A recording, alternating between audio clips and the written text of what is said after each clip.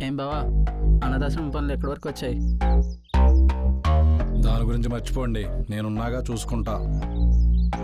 ఏం లే, మన చాందిని అడుగుతుంది.